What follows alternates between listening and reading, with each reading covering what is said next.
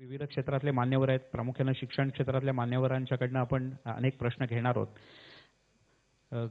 यापूर्वीच्या 1 वर्ष पूर्ण झालं तेव्हा तुम्ही असं साधारण 30 ते 32 गोष्टी सांगितल्या होत्या की ह्या मला करायच्या आहेत आणि गेल्या वेळेला तुम्ही म्हणालात की त्यातल्या 26 गोष्टी पूर्ण झाल्यात. आता आपण पुढे बघूयात. एक खूप महत्त्वाचा प्रश्न आहे तावडेजी की विना अनुदानित शिक्षण संस्था आणि त्यातले शिक्षक यांच्या समस्या प्रचंड आहेत. पगारांपासून अनेक समस्या आहेत त्यांच्या. एवढंच नाही तर त्या सगळ्या त्यांना मागच्या वेळेला जो मोर्चा निघाला त्यावेळेला शिक्षकांना प्रचंड मारहाण सुद्धा झाली.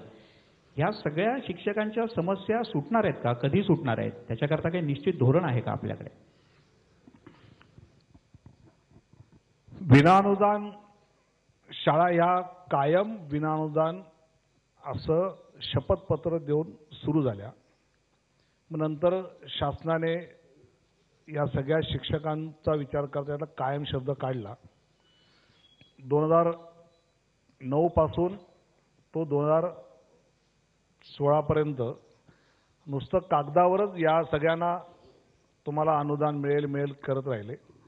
पण आमच्या सरकारने 20% अनुदानाची घोषणा पहिल्यांदा परवा केली. ती करताना 2 गोष्टी आम्ही आग्रह धरला. एक गुणवत्तेचा आणि एक सत्यतेचा.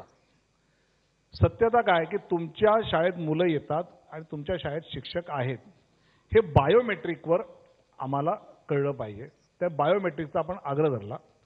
आणि दुसरा आग्रह आपण धरला की 10वीचा निकाल आपला चांगला लागला पाहिजे. आम्ही म्हणताना 100% म्हटला, पण आमच्या मनात 70% असेल तर ते शाळेला हे नाही आणि त्याचं 3 वर्षांनी, यावर्षी नाही.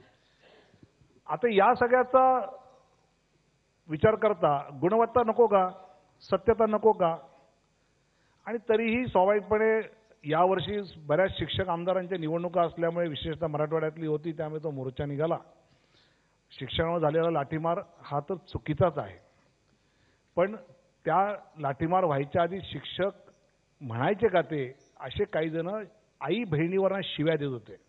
आणि त्याची व्हायरल झाली आहे व्हॉट्सअपवर. मग हे शिक्षक आपल्या मुलांना शिकवणार का की जे आई बहिणीवरना शिव्या देत आहेत?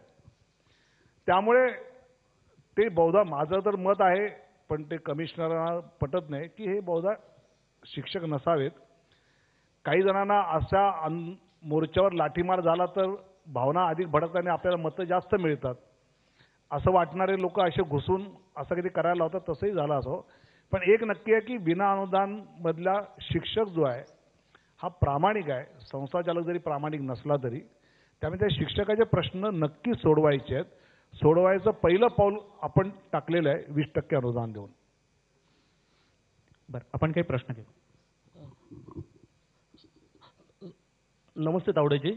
प्रशांत रेड्डीज, प्रदेशाध्यक्ष विनाअनुदान शाळा कृती समिती. मला फक्त आपल्याला एकच प्रश्न विचारायचा आहे की विनाअनुदानित शिक्षकांना दिवाळीपूर्वी पगार मिळणार का? जे बायोमेट्रिक लावतील त्यांना ताबडतोब मिळणार. जे सत्यता पटवून देतील त्यांना मिळणार. खोट्या लोकांना द्यावं अशी अपेक्षा नाही ना आपली. बायोमेट्रिकला आपला पाठिंबा आहे. बायोमेट्रिकला आमचा काही विरोध नाही आहे. फक्त 9वी आणि 10वीचा जो 100% आहे त्यालाच आहे. कारण आमच्याकडे मुलं आहेत, आम्ही चांगल्या पद्धतीने शिकवतोय, आम्ही गुणवत्ता द्यायला तयार आहोत. फक्त आमची अपेक्षा हेच आहे की विद्यार्थ्याची जी आई आहे म्हणजे ज्यांना आपण शिक्षक म्हणतोय ते कुपोषित राहू नयेत म्हणून आपण लवकरात लवकर अनुदान द्यावे. तुम्ही बायोमेट्रिक लावलं अनुदान ताबडतोब सुरू करतो. आणि तावडेजी, अनेक शिक्षकांची जी तक्रार असते की पगार वेळेवर होत नाही. म्हणजे 15 तारीखही अनेकदा उजाडते. तर ते थोडंसं हे जे शिक्षक आहेत ना सरसकट नाहीत. आता हे त्या संघटनांचे अध्यक्ष त्यांना माहिती आहे की ठराविक वर्षानंतर काही शिक्षकांचा पगार हा नॉन प्लॅनमध्ये आला पाहिजे. पण तो त्यावेळी न आल्यामुळे तो आम्ही प्लॅनमधनं काढतो आणि तो काढताना ट्रेजरीची परवानगी लागते. अशा काही शिक्षकांचं ठराविक 2 महिन्यामध्ये विशेषतः सप्टेंबरच्या दरम्यान आणि नंतर फेब्रुवारीच्या दरम्यान. तर ते आता यावर्षीपासून बहुधा वित्तमंत्री आज इथे येणार की नाही मला माहीत नाही. पण प्लॅन नॉन प्लॅन आता एकच केलं जाईल. त्यामुळे ही अडचण आता राहणार नाही. पण 80%हून जास्त शिक्षकांचा पगार हा ठरल्या तारखेला होतो. एक याला जोडून प्रश्न आहे, मग आणखीन काही प्रश्न घेऊयात. ते म्हणजे अक्षरशः काँग्रेस गवत उगवावा अशा प्रकारच्या अनेक विना अनुदानित संस्था उगवल्या होत्या. म्हणजे कोणाला त्याच्यातल्या शब्दाबद्दल आक्षेप असू नये, पण इतक्या अशा प्रचंड विना अनुदानित संस्था झाल्या. आता याच्यातले जे बोगस शिक्षक आहेत आणि त्या अशा बोगस संस्था उभ्या करणारे जे लोक आहेत तर त्यांच्यावर काही कारवाई होणार का शिक्षकांवर? आणि मुळात शिक्षक हा त्याचा दोषी नसतो. म्हणजे दुर्दैवाने हा शिक्षक सुद्धा 5-5, 10-10 लाख रुपये संस्था चालका देऊन नोकरीला गेला असतो, घरदार विकलं असतं, सोनं गहाण ठेवलेलं असतं, कारण तो नोकरीच्या बिचारा अपेक्षित असतो, त्याचा दोष नाही. पण ज्या संस्था बोगस आहेत त्या आता आम्ही बायोमेट्रिकवर आणल्यानंतर आपोआप बंद पडतील आणि बोगस संस्था बंद पडणं हीच खरी त्यांच्यावर कारवाई आहे. आपण काही प्रश्न घेऊ? नमस्कार सर, मी संतोष सोनवणे, जिल्हा परिषद शाळा वळ, तालुका भिवंडीवरून आलोय. एक वेगळा प्रश्न तुम्हाला विचारायचा आहे की मुंबई सोडल्यानंतर ठाणे शहराच्या बाहेर मोठ्या प्रमाणावर गोडाऊन्स जे आहेत, गोदाम आहेत, तो मोठा परिसर आहे आणि तिथे माझी शाळा आहे.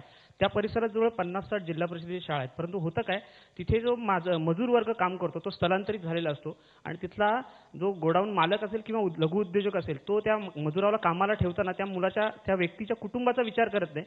त्यांच्या सोयीनुसार ती मुलं येतात जातात, कुटुंबही मायग्रेट होतात. त्यामुळे आम्हाला त्या मुलांचा मोठा प्रश्न पडतो सर.